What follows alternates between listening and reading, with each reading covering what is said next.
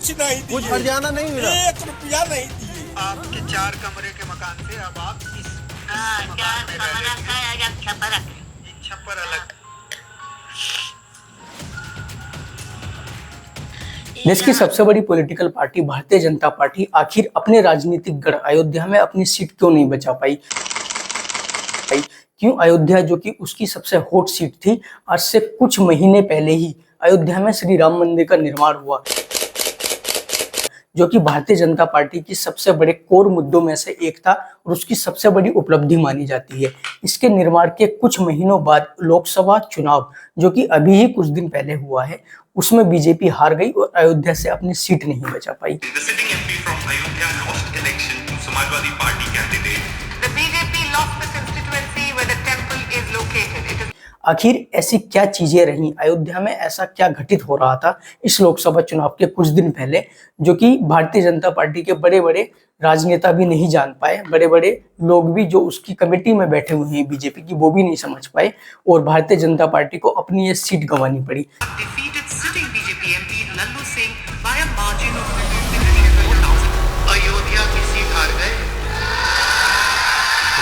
आगे बढ़ने से पहले थोड़ा जान लेते हैं कि आखिर भारतीय जनता पार्टी का अयोध्या से इतना गहरा संबंध क्यों है, क्यों भारतीय जनता पार्टी के अहम मुद्दों में से अयोध्या में श्री राम मंदिर का बनना सबसे अहम रहा है। हम अपने राज में फसाद को फैलेंगे और मंदिर वही बनाएंगे।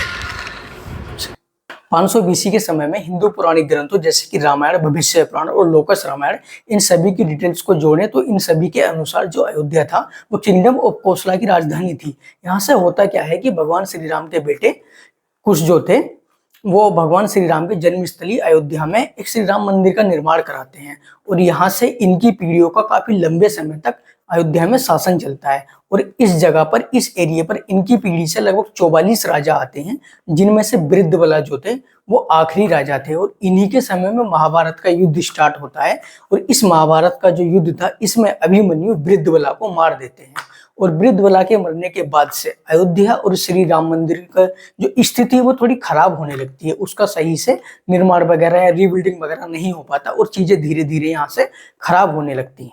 इसके बाद ईयर 57 AD में उज्जैन के जो राजा थे महाराजा विक्रमादित्य, वो शिकार के लिए अयोध्या आते हैं और अयोध्या आकर जब वो संतों से मुलाकात करते हैं तो उन्हें अयोध्या की हिस्ट्री के बारे में बहुत सारी चीज़ों की जानकारी मिलती है, बहुत सारी चीज़ों के बारे में, अयोध्या की हिस्ट्री के बारे में पता चलता है। इससे वो बहुत ज़्यादा इंप्रेस होते हैं और अयोध्या तथा श्री राम मंदिर को दोबारा से रिबिल्ड कराते हैं और इनके समय में अयोध्या और श्री राम मंदिर में बहुत ज़्यादा रीडेवलपमेंट देखने को मिलता है। और दोस्तों इस सभी के बारे में, ये जितनी भी जानकारी है इस सभी के बारे में ऑनरेबल सुप्रीम कोर्ट के जजमेंट में भी पेज नंबर 673 में मेंशन किया गया है।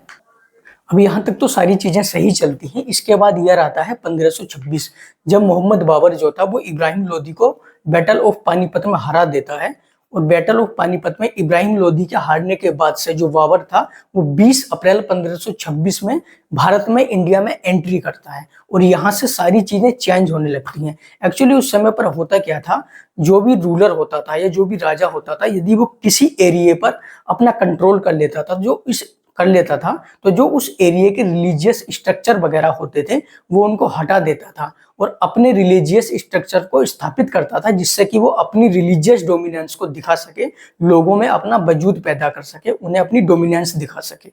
और इस सब के बारे में जो मुगल्स के टाइम्स की जो किताबें थी उनमें भी मेंशन किया गया है, जैसे कि तारीख अवध बाई सैयद मोहम्मद कासिम और अकबर ए मसूद, जो कि अवध अल कादिर के द्वारा लिखी गई थी, इनमें अच्छे से मेंशन है। इसके बाद बाबर के इंडिया पर कब्जा करने के 2 साल बाद यानी 1528 में बाबर अपने कमांडर मीर बागी को बुलाता है और उसे अयोध्या के कोट रामचंद्र नामक एक गांव में 2.77 हेक्टेयर एक जमीन थी, वहां पर एक मस्जिद बनाने का आदेश देता है और इस मस्जिद के बनने के बाद में उसका नाम बाबरी मस्जिद रखा जाता है। दोस्तों उस समय पर जो वहां के आसपास के लोग थे उन्होंने दबे पाओ इस सारी चीजों का विरोध भी किया, लेकिन उस वक्त वहां पर कुछ ज्यादा हो नहीं पाया, उनकी आवाज ज्यादा उठ नहीं पाई थी, लेकिन उन्होंने कोशिश जरूर की थी। इसके बाद 1947 में देश आजाद होता है और ये सारा मुद्दा पुलिस और कोर्ट में चला जाता है। इस पूरे मुद्दे को मुस्लिम कम्युनिटी की तरफ से सुन्नी वक्फ बोर्ड लड़ रहा था और हिंदू कम्युनिटी की तरफ से निर्मोही अखाड़ा और स्वयं श्री भगवान राम रामलला विराजमान के नाम से इस केस को लड़ रहे थे। एक्चुअली इंडिया में एक लॉ है कि यदि मंदिर वगैरह का कोई भी या देवी देवताओं का कोई भी इशू होता है तो हिंदू देवी देवता स्वयं अपना केस लड़ सकते हैं और उनके इस केस में कागजी कार्रवाई उनका कोई भी भक्त या कोई भी पुजारी कर सकता है। समय बीतता जाता है और यह आता है 1990। 1990 वही साल था जब श्री लालकृष्ण आडवाणी जी आरएसएस और बीएचपी के साथ में मिलकर के गुजरात के सोमनाथ मंदिर से अयोध्या तक एक रथ यात्रा की शुरुआत करते हैं। और इस पूरी रथ यात्रा का जो अरेंजमेंट था वो श्री नरेंद्र मोदी जी के द्वारा किया जाता है और नरेंद्र मोदी जी इस पूरी रथ यात्रा को बहुत ही अच्छे तरीके से अरेंज करते हैं और इसके लिए इनकी काफी ज्यादा तारीफ भी होती है। और यहीं से नरेंद्र मोदी का भी बीएचपी और आरएसएस की नजरों में एक कद जो है वो धीरे धीरे बढ़ने लगता है। यहाँ से होता क्या है कि इस रथ यात्रा की वजह से जो राम मंदिर का मुद्दा था वो पूरे देश में उठने लगता है और भारतीय जनता पार्टी पूरे देश में बहुत ही ज्यादा हाईलाइट हो जाती है। इसके बाद से इस रथ यात्रा में बहुत सारी घटनाएं घटित होती हैं और जब ये रथ यात्रा 22 अक्टूबर 1990 को बिहार के समस्तीपुर में पहुंचती है तो वहां पर जो लालू यादव थे वो श्री लालकृष्ण आडवाणी जी को अरेस्ट करवा देते हैं और उनके अरेस्ट होने के बाद से जो पूरे देश भर से जो कार सेवक थे वो और भी ज्यादा मात्रा में अयोध्या पहुंचने लगते हैं। ये कार सेवक जो होते हैं दोस्तों, कार सेवक वो लोग होते हैं जो बिना किसी स्वार्थ के अपने रिलीजन की सेवा करते हैं। तो जो कार सेवक थे वो आडवाणी जी की गिरफ्तारी के बाद से काफी ज्यादा मात्रा में अयोध्या पहुंचने लगते हैं।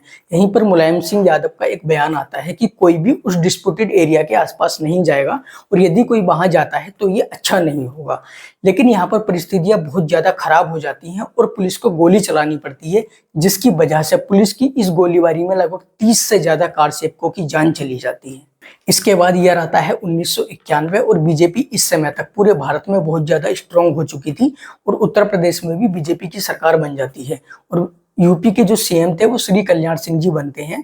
इसके बाद 1992 दिसंबर में पूरे देश से लाखों की संख्या में कार सेवक जो थे वो अयोध्या पहुंचते हैं और जो वो विवादित स्ट्रक्चर था उसको डिमोलिश कर देते हैं। और इसके बाद से इस पूरी घटना की जिम्मेदारी यूपी के जो सीएम थे वो श्री कल्याण सिंह जी लेते हैं और अपने पद से इस्तीफा दे देते हैं। दोस्तों, इनके इस्तीफे के बाद से ये पूरा जो मुद्दा था बहुत ज्यादा गरमाने लगता है और जो डिस्प्यूटेड लैंड था अयोध्या में, उस लैंड को छोड़ करके आसपास की सारी जो जमीन थी सेंट्रल गवर्नमेंट उसको अपने अंडर में ले लेती है और ये सारा मुद्दा फिर 2003 में इलाहाबाद हाई कोर्ट में स्टार्ट होता है।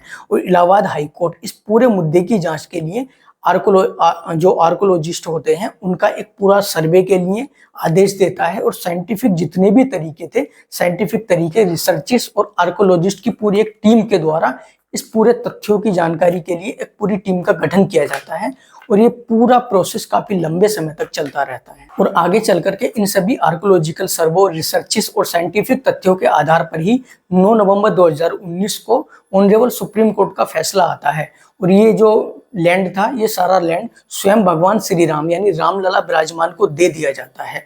और जो सुन्नी वक्फ बोर्ड था उसको इस डिस्प्यूटेड लैंड से 25 किलोमीटर दूर 5 एकड़ जमीन धानीपुर नामक गांव में, जो कि अयोध्या डिस्ट्रिक्ट में ही पड़ता है, उनको वहां पर दे दी जाती है।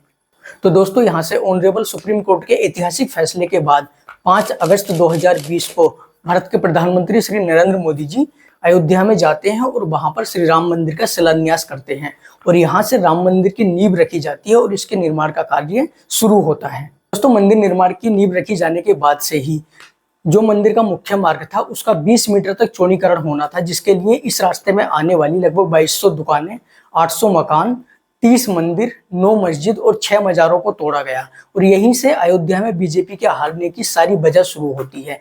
एक्चुअली वैसे तो गवर्नमेंट की तरफ से ये प्रस्तावित किया गया था कि जिन लोगों की भी दुकानें और मकान तोड़े जा रहे हैं उनको मुआवजा दिया जा रहा है और उनकी हर तरीके से मदद की जाएगी। लेकिन जब एक्चुअली ग्राउंड पर उतरकर लोगों से बात की गई तब पता चला कि रियलिटी कुछ और ही थी। कुछ लोगों को तो मुआवजा ही नहीं मिला और जिनको मिला उनको किसी को 25,000 मिले, लेकिन बदले में उनके 4-4 मंजिला मकान थे वो तोड़ दिए गए। लोग रोते रहे, बिलखते रहे, उनकी सुनने वाला वहां पर कोई भी नहीं। मंदिर बन गया, इसकी खुशी है आपको? मंदिर तो बहुत बना, बहुत खुशी है, हाँ, लेकिन आपका घर भी तोड़ा जाएगा क्या? अरे सब चीज तोड़ा गए महाराज, घर आप ही का घर था? तोड़ दिए? तो कुछ पैसा वैसा कुछ नहीं, कुछ हर्जाना नहीं मिला? 1 रुपया नहीं दिए। आपने कहीं मांग रखी है अपनी किसी प्रकार से? मांग रखी है आपने? पहले जहाँ जाइए पैसा ही चलता है, कोई सुनने वाला नहीं है। आपके परिवार के लोगों ने भी कार सेवा की होगी मंदिर बनवाने के लिए, हाँ, तो आपके परिवार से सदस्य गए होंगे, बाबा हमारे पापा ये लोग गए थे। टेंडर पे अपना बनवा- पैसा लगा के बनवाएंगे, उसके बाद पैसा देना है उनको 15 लाख रुपए। अपना अपना पैसा लगा के। अब जो गरीब वो पैसा कहाँ से लाए? जो 9,000 रुपये महीना कमाएगा वो 5,000 रुपये अगर इसका किराया देगा, 4,000 रुपये उसका बनेगा, तो वो अपने बच्चे पालेगा कि इसमें जो है 15-20 लाख रुपए अलग से फिर लगाएगा 15 लाख रुपए देने के बाद? हर 3 साल पे 25% बढ़ने के लिए भी कहे हैं। हर 3 साल पे 25% बढ़ेगा। हाँ, ये देखिए यहाँ पर बिजली का बिल अलग से देना है। इसी पथ पर श्री राम हॉस्पिटल के पास 70 वर्षीय सुशीला देवी का 2 कमरों का मकान था, जिसे 1 साल पहले बुलडोज कर दिया गया। सुशीला देवी का कोई परिवार भी नहीं था जो उन्हें सहारा दे सके, इसलिए सुशीला देवी 2 महीनों तक फुटपाथ पर भटकती रही और अंत में वृद्धा आश्रम में रहने को मजबूर हैं। किस्मत के बाबा,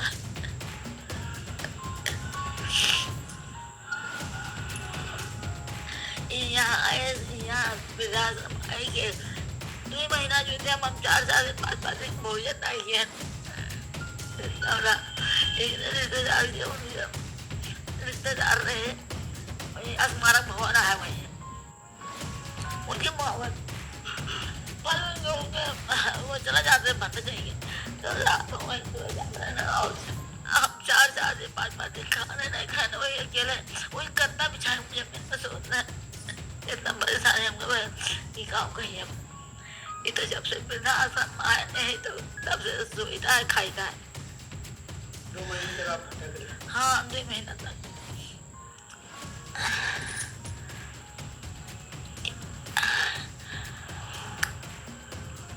कुछ ऐसी ही कहानी राम जन्मभूमि मंदिर के पास रहने वाले 8 यादव परिवारों की है। सुप्रीम कोर्ट के फैसले के बाद जब श्री राम जन्मभूमि तीर्थ क्षेत्र ट्रस्ट ने मंदिर निर्माण शुरू किया तो सबसे पहले इन्हीं लोगों के मकानों पर बुलडोजर चलाया गया। गीता यादव के परिवार को महज 25,000 रुपए मुआवजा दिया गया, तो वहीं राजन यादव के परिवार को 1 भी रुपए का मुआवजा नहीं दिया गया। लिहाजा गीता यादव अपने परिवार के साथ एक जर्जर से मकान में किराए पर रह रही हैं, तो वहीं राजन अपने परिवार के साथ झोपड़ी बनाकर रह रहे हैं। सबसे बात की भैया, सबके हाथ गोड़ सब जोड़े, लेकिन कुछ किए ही नहीं गया हमारे खिलाफ। सुनवाई कहीं नहीं हुई हमारी सबकी, और मुआवजा भी मुआवजा कुछ नहीं दिए गए, बिल्कुल 1 रुपया कुछ नहीं दिए भैया। मुआवजा दिए होते तब तो ठीक रहता। बोले हमने सबको तो बोले आप सबको घर दिया जाएगा, पूरा घर लिया जा रहा है, साइन भी करवा ले कि हाँ ठीक है घर दिया जाएगा। और उसके बाद न्यूज़ में पेपर में ये दिखा दिया गया कि इन लोग को देख लीजिए साइन किया गया है और मुआवजा भी दिया गया, पैसा भी दिया गया और हम लोग को कुछ नहीं दिया गया। तो 2 साल हो गए आपके पास? हाँ 2 साल हो गए भैया, किराए पे इधर उधर रहते थे, अब अपना यही खरीदना यही रहेगा। 2 साल सरकार की तरफ से या विपक्ष की तरफ से कोई नेता या कोई मीडिया कर्मी आप लोगों के पास पहुंचा? कोई नहीं पहुंचा था। मीडिया ने भी आपकी परेशानी नहीं दिखाई? कोई कुछ नहीं दिखा किसी को। क्या क्या परेशानियां आप लोगों को उसके बाद झेलनी पड़ी? तो ये परेशानियां काफी झेलनी पड़ी। बताइए, पढ़ाई वढ़ाई थी, सब पढ़ाई वढ़ाई छूट गई। हमारी 3 सिस्टर है, उनकी पढ़ाई छूट गई। रोजगार छीन लिया गया हमारा। डेयरी थी खुद की, सब बंद हो गई। भैंस गाय थी हमारी, ठंडी था 1-2 मर भी गई हैं। एक तरफ तो अयोध्या में ये सब चल ही रहा था, दूसरी तरफ बीजेपी के खुद के अपने प्रत्याशी अयोध्या में खुलेआम संविधान को बदलने की बातें करते रहे। और ये वो लोग थे जिन पर की पूर्व में ही जमीनों की खरीद फरोख्त के बारे में काफी ज्यादा इल्जाम भी लग चुके थे और इनकी काफी शिकायतें भी सुनने को मिल रही थी। दोस्तों, एक तरफ तो अयोध्या में ये सारी चीजें चल ही रही थी, दूसरी तरफ बीजेपी के अयोध्या की सीट हारते ही जो लोग थे वो ट्विटर पर बैठकर, सोशल मीडिया पर बैठकर सीधा अयोध्या के लोगों के बारे में भला बुरा बोलने लगते हैं, उन्हें भद्दी भद्दी गालियां बकते हैं और उन्हें तरह तरह के ताने देते हैं कि तुम्हें इतनी भी शर्म नहीं आई कि एक सीट भी जिता पाते। और यहाँ तक बोल देते हैं कि मंदिर तो देखने जाओ, वहां पर मंदिर दर्शन करने जाओ, लेकिन अयोध्या के लोगों से कुछ भी सामान मत खरीदो, उन्हें इसका एहसास कराओ। लेकिन दोस्तों, ये वही लोग थे जो एसी के कमरों में बैठ करके ट्वीट पर ट्वीट कर तो रहे थे, लेकिन उन्हें असलियत के बारे में कुछ भी पता नहीं था। असलियत से ये लोग कोसों दूर थे। इसके साथ में जो एक्चुअल राम मंदिर का एरिया है वहां से 10 किलोमीटर दूर माझा बरहटा नामक एक गांव है, वहां पर भी 86 हेक्टेयर जमीन को एक्वायर करने की बात चल रही थी। यहाँ पर होना क्या था कि श्री राम मंदिर का एक श्री राम जी की स्टैच्यू बननी थी और उसके कॉरिडोर का निर्माण होना था, जिसके लिए लगभग 86 हेक्टेयर जमीन के एक्वायर करने की बात चल रही थी। और ये जो सारी जमीनें थी वो दलितों और पिछड़ों की जमीनें थी। इससे लगभग 1000 से ज्यादा परिवार प्रभावित होने वाले थे। यहाँ के जो लोग थे वो इन चीजों को लेकर के काफी रोष में थे, काफी गुस्से में थे। उनका मानना था कि ऑलरेडी जब भव्य श्री राम मंदिर बन ही रहा है, वहां पर काफी सारा लैंड है, फिर भी आवश्यकता पड़ती है तो जो आश्रम है और मठ है उनके पास कई 100 एकड़ तक जमीनें हैं, तो उनसे जमीनें क्यों नहीं ले ली जाती। फिर भी अगर जमीनों की कमी पड़ती है तो हम लोग खुशी खुशी अपनी जमीनें दे देंगे। और इसके साथ वहां के जो गांव थे वहां पर बिजली और पानी की व्यवस्थाएं बहुत ज्यादा खराब थी, सही से उन लोगों को बिजली भी नहीं मिल पा रही थी।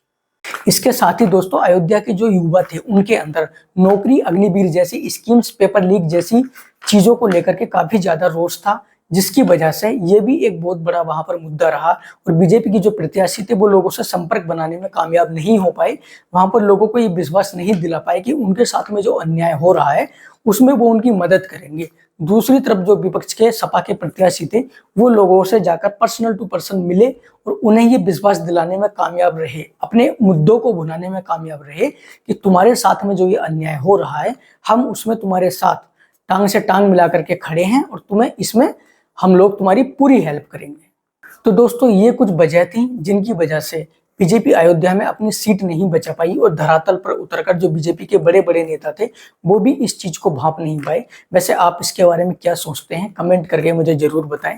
और ऐसी बहुत सारी वीडियोज इस चैनल पर आने वाली हैं, उसके लिए आप इस चैनल को सब्सक्राइब कर सकते हैं। मिलते अगले किसी वीडियो में।